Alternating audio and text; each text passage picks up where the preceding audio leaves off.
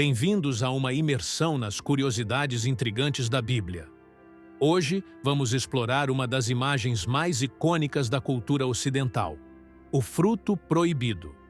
Durante séculos, essa história foi pintada, dramatizada e recontada, com uma imagem central: Eva estendendo a mão para pegar uma maçã da árvore. Mas, eis a pergunta: será que era realmente uma maçã? Voltemos ao livro de Gênesis por um momento, ao Jardim do Éden. A história, como muitos de nós conhecemos, começa com Deus criando um paraíso perfeito para Adão e Eva. Nesse paraíso, eles são livres para desfrutar de tudo, com uma exceção crucial: o fruto da árvore do conhecimento do bem e do mal. Deus os avisa: não comam do fruto, pois no dia em que o comerem, certamente morrerão. Agora, em nenhum momento o texto menciona a palavra maçã. Na verdade, refere-se apenas a fruto. E mesmo assim, a associação entre o fruto proibido e uma maçã é tão forte que a maioria de nós imagina automaticamente essa imagem. Então, como essa suposição se enraizou? Vamos descascar algumas camadas.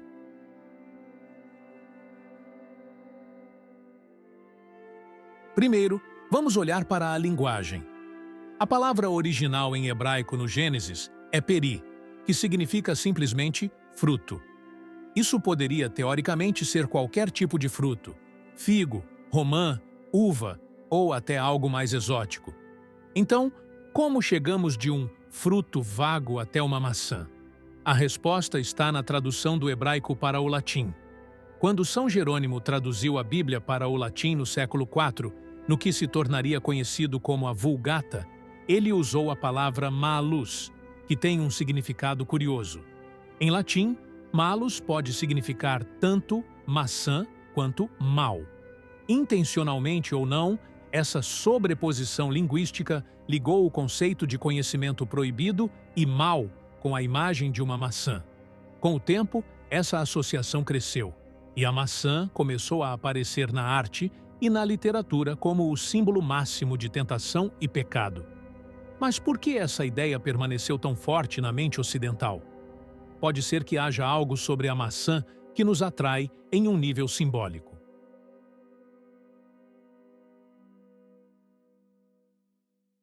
A maçã ocupa um lugar fascinante na mitologia e no simbolismo cultural. Pense na mitologia grega, onde a maçã dourada está associada à deusa da discórdia, Eris, que a lança em uma festa de casamento, desencadeando uma cadeia de eventos que leva à Guerra de Troia. Na mitologia nórdica, os deuses consomem maçãs douradas para manter sua juventude.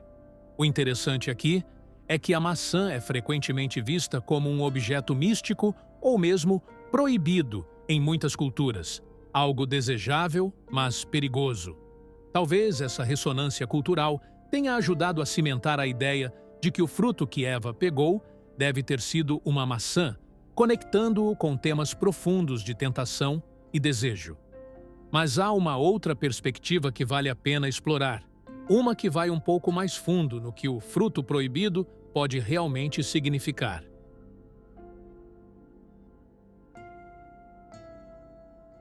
Na história do Gênesis, o fruto proibido vem da árvore do conhecimento do bem e do mal. E se o ponto não for sobre o fruto específico?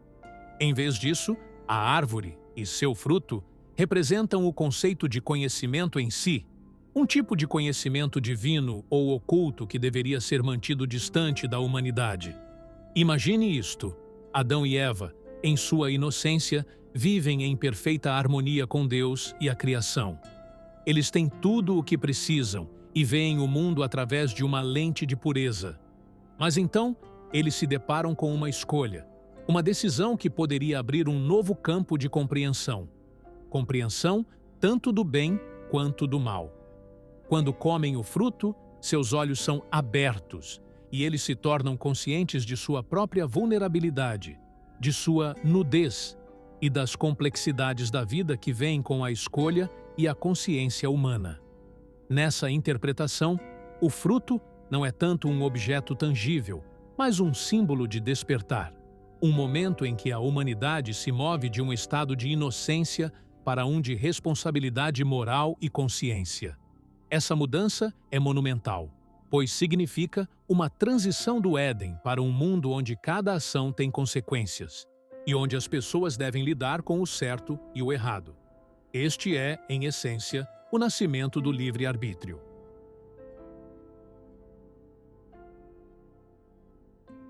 Agora, você pode se perguntar: se o fruto simboliza algo tão profundo, por que precisamos de uma maçã? Por que não mantê-lo abstrato? A resposta pode ser mais simples do que pensamos. Maçãs são familiares, visualmente atraentes e acessíveis. A maçã é um dos frutos mais reconhecidos do mundo, disponível em várias cores e variedades, com uma forma e textura fáceis de identificar. É como se precisássemos de uma imagem familiar para ancorar essa história complexa e simbólica. A maçã, com sua forma perfeita, pele lisa e cor vibrante, representa algo naturalmente desejável e, bem, tentador.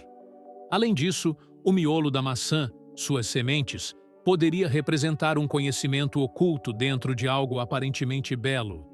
Assim como o fruto guarda sementes que podem crescer em algo totalmente novo, o fruto proibido representa um tipo de conhecimento que, uma vez provado, planta novos e, por vezes, complicados insights dentro de nós. Agora, é aqui que fica ainda mais interessante. Alguns estudiosos e teólogos propõem que outros frutos talvez se encaixem melhor no contexto bíblico do que a maçã. Por exemplo, o figo é considerado por alguns como o verdadeiro fruto proibido, pois figos estão entre as plantas cultivadas mais antigas no Antigo Oriente Próximo. Além disso, após comerem o fruto, Adão e Eva cobrem-se com folhas de figo, sugerindo que a figueira estava por perto. Outros sugerem a romã, um fruto associado à fertilidade e ao divino em muitas culturas antigas.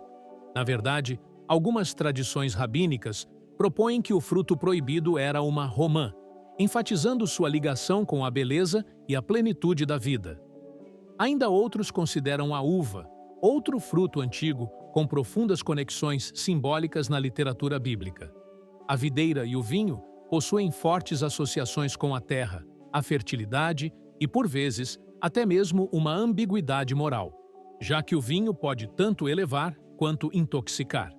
Mas seja maçã, figo, romã ou uva, cada interpretação adiciona uma nova camada de significado. É como se o fruto proibido se tornasse um espelho, refletindo os valores, crenças e imaginação de cada cultura que o interpreta.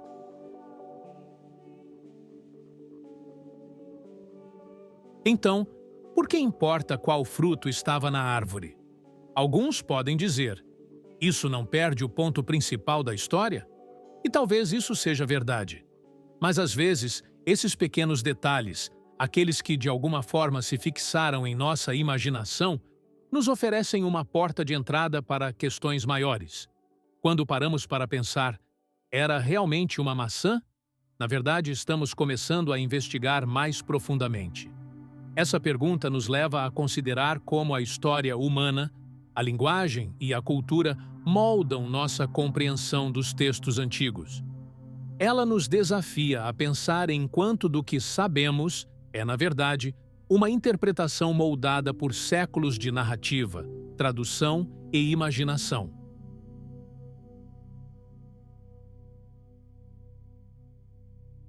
Em última análise, seja o fruto proibido uma maçã ou não, a história de Adão e Eva e o símbolo do fruto permanece profundamente significativa.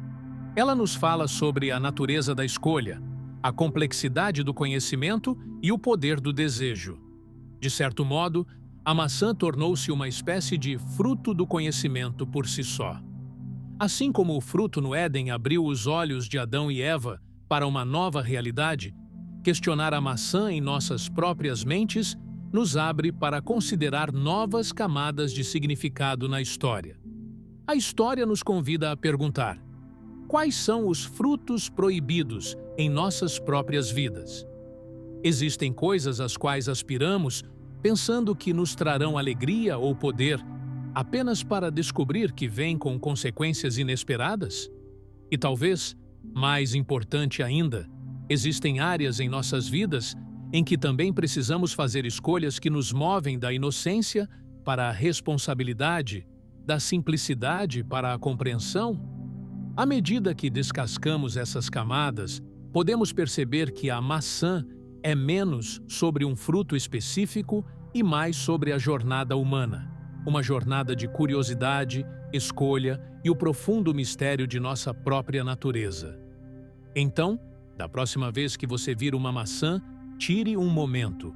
Pense em seu lugar nessa história antiga e em como esse humilde fruto se tornou um símbolo para um dos momentos mais importantes da humanidade. E talvez, só talvez, permita que isso o lembre dos mistérios escondidos nas coisas familiares ao nosso redor.